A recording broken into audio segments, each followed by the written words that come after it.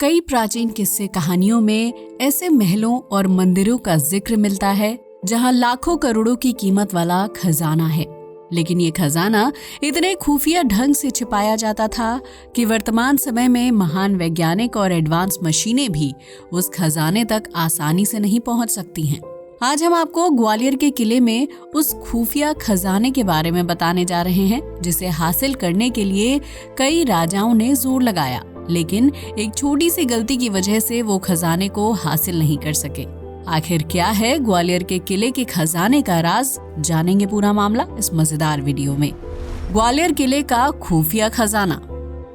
आपने अली बाबा और 40 चोर नाम की हिंदी फिल्म देखी या उसके बारे में जरूर सुना होगा, जिसमें एक पहाड़ी पर गुफा में लाखों का खजाना होता है और गुफा के दरवाजे को खोलने के लिए एक कोड बोलना पड़ता है। ठीक इसी तरह प्राचीन दौर में खजाने तक पहुंचने के लिए राजा महाराजाओं को कोड या गुप्त मंत्र का यूज करना होता था, जो एक राजा से दूसरे राजा को राज्य का उत्तराधिकारी बनने के दौरान सौंपा जाता था। इस तरह का कीमती खजाना किसी खुफिया दरवाजे, खंभे या दीवार के पीछे होता था, इसलिए आम लोग या महल में रहने वाले दूसरे लोगों को खजाने के बारे में कोई जानकारी नहीं होती थी। प्राचीन काल में राजा महाराजा अपनी धन संपत्ति का एक बड़ा हिस्सा खजाने के रूप में छिपाकर रखते थे, ताकि अगर उनके राज्य पर कोई मुश्किल आए तो वो उस खजाने का इस्तेमाल कर सके। ऐसा ही एक खजाना ग्वालियर के किले में भी था, जिसकी तलाश में कई लोगों ने किले पर कब्जा किया, लेकिन खजाने तक पहुंचने में असफल हो गए। दरअसल उस खजाने तक पहुंचने के लिए एक खुफिया कोड की जरूरत थी, जो किले पर कब्जा करने वाले लोगों के पास नहीं था, और इस एक छोटी सी गलती की वजह से उन्हें लाखों करोड़ों रुपए की कीमत वाला खजाना चाह कर भी नहीं मिल पाया।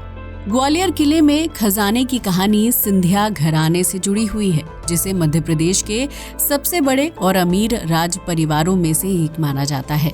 कहते हैं कि एक बार मराठा पेशवा बाजीराव अपनी सेना के साथ जंग पर गए हुए थे, जबकि इस दौरान बाजीराव, उनके सैनिक और सेवक तंबू में रहते थे। एक सुबह बाजीराव जल्दी उठकर अपने तंबू से बाहर आए तो उन्होंने देखा कि एक सेवक तंबू के बाहर उनकी चप्पलों के पास सोया हुआ है। उस सेवक का नाम राणोजी सिंधिया था, जो बाजीराव को अपना सब कुछ मानता था। इस बात से बाजीराव बहुत ज्यादा खुश हुए और उन्होंने राणोजी सिंधिया को अपना पर्सनल बॉडीगार्ड रख दिया था, जिसके बाद राणोजी पेशवा के करीब होता चला गया और उसकी धन संपदा में भी बढ़ोतरी हो गई थी। इस दौरान राणोजी सिंधिया को मराठा साम्राज्य का जनरल बना दिया गया था, जिसके बाद राणोजी ने सन 1731 में उज्जैन को अपनी राजधानी घोषित कर दिया था। एक तरफ राणोजी सिंधिया की ताकत बढ़ रही थी, वहीं दूसरी तरफ ग्वालियर में सिंधिया परिवार राजघराने के रूप में विकसित हो रहा था। राणोजी सिंधिया को सिंधिया राजवंश का संस्थापक भी माना जाता है, जिन्होंने सन 1810 में अपनी राजधानी उज्जैन से बदलकर ग्वालियर शिफ्ट कर दी थी। उस दौर में ग्वालियर के महाराजा दौलत राव सिंधिया हुआ करते थे, जबकि ग्वालियर का किला सिंधिया राजघराने का केंद्र बन चुका था। इस दौरान युद्ध से जितनी भी धनराशि और खजाने को इकट्ठा किया गया था, उसे ग्वालियर किले में बने खुफिया तहखानों में जमा कर दिया जाता था। इस खजाने को गंगाजली कहा जाता था, जिसे प्राप्त करने के लिए एक कोड यानी बीजक की जरूरत होती थी।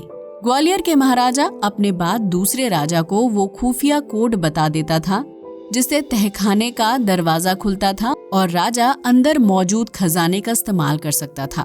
साल दर साल ग्वालियर के महाराजा बदलते गए और उन्हें खजाने का सीक्रेट कोड मिल जाता था, जिससे वो भारतवर्ष के सबसे ताकतवर राजा बने रहते थे। ब्रिटिश शासनकाल के दौरान सन 1843 में जयाजीराव सिंधिया ने ग्वालियर के महाराजा का पद संभाला था।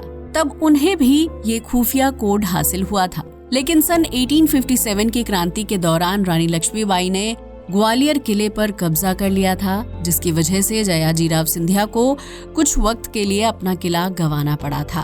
रानी लक्ष्मीबाई को ये तो पता था कि ग्वालियर किले के तहखाने में लाखों की कीमत वाला खजाना है, लेकिन उनके पास खुफिया कोड नहीं था और कोड के बिना तहखाने का दरवाजा नहीं खोला जा सकता था। इस बीच ब्रिटिश सेना ने ग्वालियर किले पर कब्जा कर लिया था, जबकि इस दौरान जयाजीराव किले के अंदर जाने के लिए काफी उत्सुक रहते थे। उन्हें पैसों की किल्लत का सामना करना पड़ रहा था, जबकि उनका सारा खजाना किले के अंदर तहखाने में बंद था। हालांकि इस दौरान भी जयाजीराव सिंधिया ग्वालियर के महाराजा थे, लेकिन ग्वालियर किले में उन्हें दोबारा प्रवेश सन 1886 में मिला था। इसके बाद जयाजीराव सिंधिया तहखाने में पहुंचे और उन्होंने अपने खजाने को देखा, लेकिन वो उस खजाने को ज्यादा समय तक इस्तेमाल नहीं कर पाए थे। दरअसल साल 1886 में ही जयाजीराव सिंधिया की अचानक मौत हो गई थी, जिसकी वजह से वो अगले राजा को तहखाने का सीक्रेट कोड नहीं बता पाए थे। जयाजीराव सिंधिया के बाद ग्वालियर के महाराजा की गद्दी पर माधोराव सिंधिया बैठे थे, जो राजस्थान की पूर्व मुख्यमंत्री वसुंधरा राजे के दादाजी थे। माधोराव सिंधिया को ये पता था कि ग्वालियर किले के तहखाने में खजाना है, लेकिन वो कहाँ है और उस तक कैसे पहुंचा जाए, इसे लेकर उनके पास कोई उपाय नहीं था। माधोराव सिंधिया ने अलग अलग तरीकों से खजाने तक पहुंचने की कोशिश की, जिसे लेकर कुछ कहानियां प्रचलित भी हैं। ब्रिटिश लेखिका M.M. काय ने अपनी आत्मकथा the sun in the morning में ग्वालियर किले और उसके खजाने को लेकर एक किस्सा शेयर किया है, क्योंकि ब्रिटिश शासनकाल के दौरान M.M. काय के दादा ग्वालियर में पोस्टेड थे।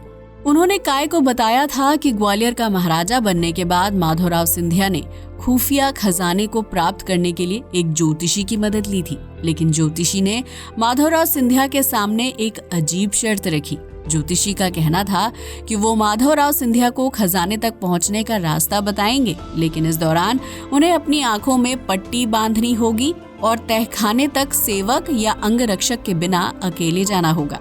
राजा ने ज्योतिषी की बात मान ली और आंख में पट्टी बांधकर तहखाने की तरफ चल दिए। इस दौरान ज्योतिषी उनके पीछे चल रहे थे, लेकिन तभी राजा को अजीब सी आवाज सुनाई दी और उन्हें लगा कि कोई उन्हें मारने की कोशिश कर सकता है। लिहाजा राजा ने तुरंत अपनी तलवार निकाली और उसे पीछे की तरफ घुमा दिया। जब तक राजा पट्टी खोलकर देखते, तलवार ने ज्योतिषी को अपना निशाना बना दिया था और ज्योतिषी घायल होकर जमीन पर गिर पड़ा। राजा माधोराव सिंधिया के लिए तहखाने का रास्ता अनजान और अलग था, जिसकी वजह से उन्होंने आसपास की दीवारों और खंभों पर हाथ मारना शुरू कर दिया था। इस दौरान उनका हाथ एक खंभे पर पड़ा और खंभा अपनी जगह से हिल गया, जिसके बाद माधोराव सिंधिया के सामने खुफिया खजाने का दरवाजा खुल गया था और इस तरह सिंधिया परिवार को एक बार फिर खजाना हासिल हो गया था। वहीं एक दूसरी कहानी के अनुसार ये बताया जाता है कि राजा ने ग्वालियर किले में खजाना तलाश करने के लिए बनारस से मिस्त्रियों को बुलवाया था, जिन्हें तहखाने में खुदाई का काम करना था। ये काम बिल्कुल गुप्त तरीके से किया जाना था, इसलिए मिस्त्रियों का काम शुरू करने से पहले ही भगवान की कसम दे दी गई थी, ताकि वो खजाने की खोज के बारे में किसी को कुछ ना बताएं। इसके बाद मिस्त्रियों को ग्वालियर लाया गया, लेकिन तहखाने तक ले जाने से पहले मिस्त्रियों की आंखों में पट्टी बांध दी गई थी। वो सभी लोग आंखों पर पट्टी बांधकर ही तहखाने तक पहुंचे थे, जिससे उन्हें तहखाने का रास्ता याद ना हो सके। इसके बाद मिस्त्रियों ने तहखाने के अंदर खुदाई का काम किया और खजाने के खुफिया दरवाजे का पता लगाया, जबकि खजाना मिलने के बाद मिस्त्रियों को दोबारा आंखों पर पट्टी बांधकर वापस तहखाने से बाहर ले जाया गया और फिर उन्हें बनारस भेज दिया गया था। ग्वालियर का खुफिया खजाना किस तरह से खोजा गया था, इसे लेकर इतिहासकारों के बीच भले ही मतभेद देखने को मिलता है, लेकिन किले में दफन खजाने से सिंधिया राजघराने को काफी फायदा मिला था, क्योंकि ये माना जाता है कि उस खजाने की कीमत वर्तमान समय में हजारों करोड़ रुपए के आसपास होगी। बताया जाता है कि ग्वालियर किले के तहखाने में कीमती रत्न से लेकर हीरे, मोती, जवाहरात, सोना चांदी और सोने और चांदी के सिक्के थे, जबकि ये खजाना तहखाने के अलावा मोती महल के नीचे खुफिया जगह और गार्डन में दफन था। अब सवाल खड़ा होता है कि आखिर माधोराव सिंधिया ने उस खजाने का क्या किया था, क्योंकि खजाने की कीमत इतनी ज्यादा थी कि उसे एक रात या एक साल में खत्म नहीं किया जा सकता था। बताया जाता है कि ग्वालियर किले में खुफिया खजाना मिलने की बात आग की तरह चारों तरफ फैल गई थी, जिसकी वजह से माधोराव सिंधिया काफी ज्यादा परेशान हो गए थे। उन्हें डर था कि कहीं कोई उनसे इस खजाने को चोरी ना कर ले, लिहाजा उन्होंने सारे खजाने को कैश में तब्दील करवा दिया था। यानी माधोराव सिंधिया ने कीमती हीरे मोतियों को बेचकर नगद पैसे अपने पास रख लिए थे, जिन्हें बाद में उन्होंने अलग अलग कंपनीज में निवेश कर दिया था। इससे माधवराव सिंधिया का खजाना चोरी होने का डर खत्म हो गया, जबकि उन्होंने जिन कंपनीज में पैसा निवेश किया था उनमें टाटा स्टील का नाम भी शामिल था। बताया जाता है कि उस दौर में टाटा कंपनी वित्तीय मुश्किलों का सामना कर रही थी, लिहाजा माधवराव सिंधिया के आर्थिक सलाहकार ने उन्हें टाटा कंपनी में पैसा निवेश करने की सलाह दी थी। राजा माधवराव सिंधिया ने इस बात को मान लिया, जिसके बाद उन्होंने टाटा के शेयर खरीद लिए थे और इस तरह सिंधिया परिवार की टाटा स्टील में हिस्सेदारी हो गई थी। सन 1960 तक टाटा स्टील में सिंधिया परिवार सबसे बड़ा शेयर होल्डर था, लेकिन आगामी सालों में धन संपत्ति और ग्वालियर किले में हिस्से को लेकर सिंधिया परिवार के वंशजों में कानूनी लड़ाई शुरू हो गई थी। इस वजह से सिंधिया परिवार का लगाया गया पैसा स्टेक्स पर है, जबकि इस राजघराने के कई लोग भारतीय राजनीति का अहम हिस्सा बन चुके हैं। हालांकि कुछ इतिहासकार मानते हैं कि ग्वालियर किले में कभी इतना खजाना नहीं था कि उसे बेचकर माधवराव सिंधिया कैश करवा सकते थे। उस खजाने को लेकर अफवाह ज्यादा थी, जबकि हकीकत अलग है।